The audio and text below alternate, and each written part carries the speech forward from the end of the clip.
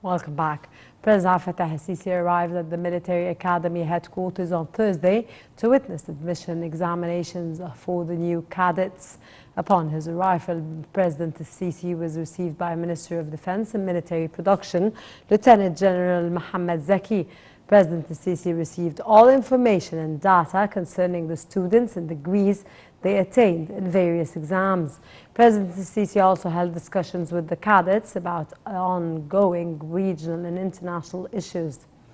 Furthermore, the head of state probed on the cadets' knowledge and cultural awareness. He praised the understanding of Egyptian state's efforts in all fields to achieve the aspirations of the Egyptian people.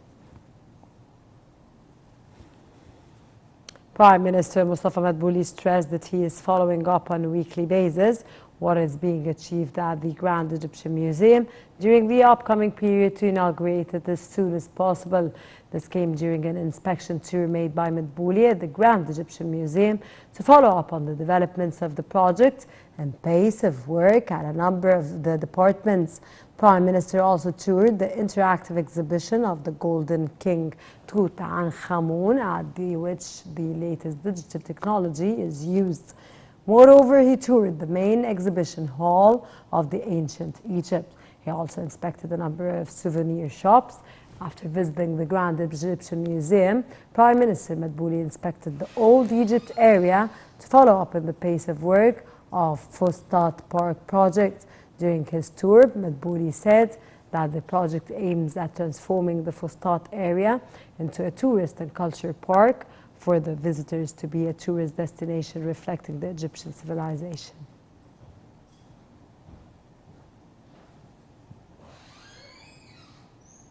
The Rashwan chair of the Egyptian State Information Services said Egypt renews its deep regret for breaking the week-long humanitarian truce in the Gaza Strip.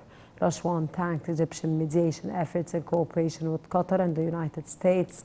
This truce succeeded in releasing 240 Palestinian women and children and 22 people of different nationalities that were detained in the Gaza Strip.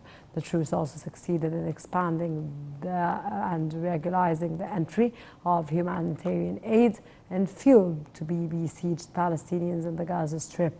Rashwan added that Egypt is currently doing its utmost efforts with partners in order to return to the truce as soon as possible and to extend its furtherly and reach an ultimate ceasefire.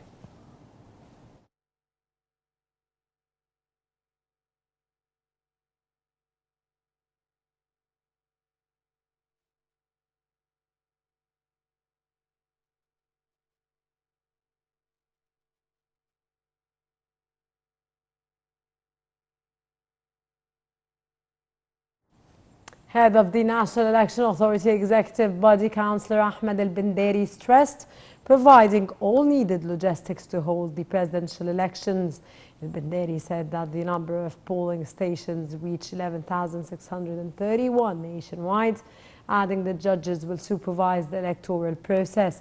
He noted that authorities invited all the accredited diplomatic missions inside Egypt to follow up the electoral process, indicating the 24 embassies already filed their requests and 67 diplomats were officially listed. He added that 14 international organizations will also participate in following up the voting process. Al-Binderi also announced that the electoral silence will start on Friday morning and continues for 48 hours. The official campaign of the presidential candidate Abdel Fattah al-Sisi received a delegation of the people of Nuba at its headquarters in Cairo. Head of the campaign, Councillor Mahmoud Fawzi, explained that people of Nuba were celebrating by the Constitution, and the Decent Life Initiative in Aswan has made a qualitative leap in the field of services provided by and to the people. The campaign also received a delegation of media professionals, where the campaign praised the influential role of media on the Egyptian regional and international levels. Moreover, presidential candidate Abdel Samad Yamama, head of the Wafd party, concluded electoral conferences in Mani al-Shiha and Giza Governorate. Yamama reviewed his electoral program, which took into account the public interest of Egypt.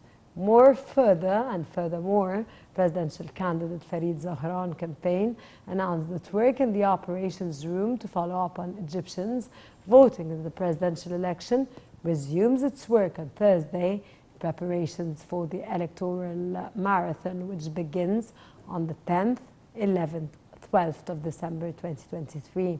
And presidential candidate Hazem Omar, head of the Republic People's Party, held his fourth popular conference in Benha city. The conference tackled the most prominent problems facing citizens in Cairo, Southern and Middle Delta, and offering solutions through his electoral program. And on the sidelines of the third edition of the Expo Egypt Defense Edix 2023, top military commanders held bilateral meetings with a number of military commanders and representatives of international defense companies. Edix showcases the latest machinery, equipment, and technologies in defense, security, and military fields with the participation of 400 leading Egyptian and global corporations.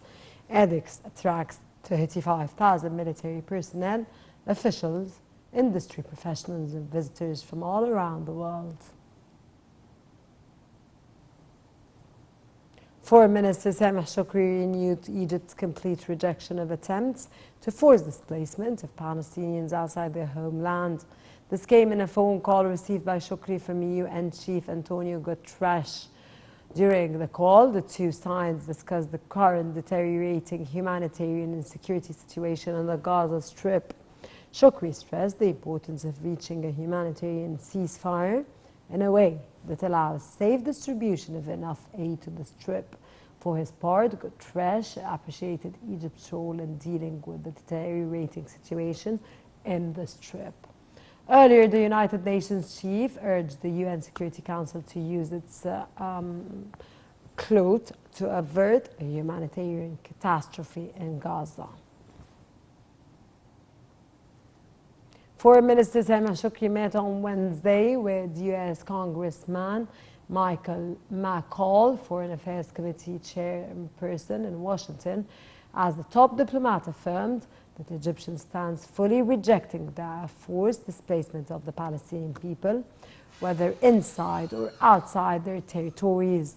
Shoukry also asserted the necessity of reaching a comprehensive ceasefire in the Gaza Strip and guarantee the flow of humanitarian aid to the besieged enclave. The two sides also discussed a number of issues of mutual concern. On top of the list, the situation in Gaza, Libya, Sudan, and the Ethiopian dam. Shoukry also expressed keenness to boost bilateral coordination with the American side in light of the strategic partnership that bind the two countries.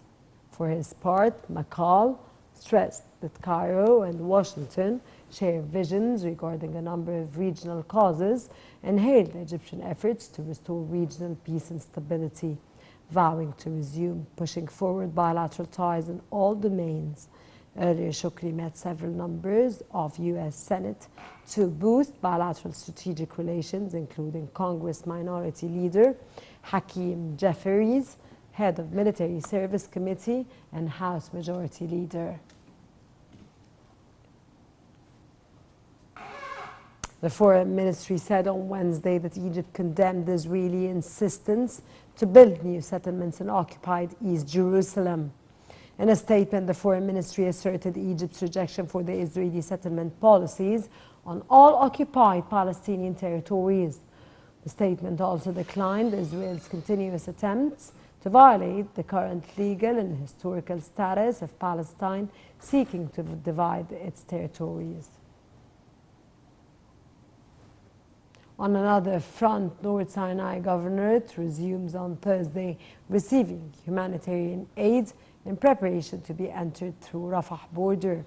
According to Egyptian sources, 37 ambulances, 788 tons of fuel, 4,000 tons of medicines, and 17,000 tons of food have entered through Rafah border. Egyptian sources noted that more than 11,000 of foreigners and double nationalities had exited through Rafah border.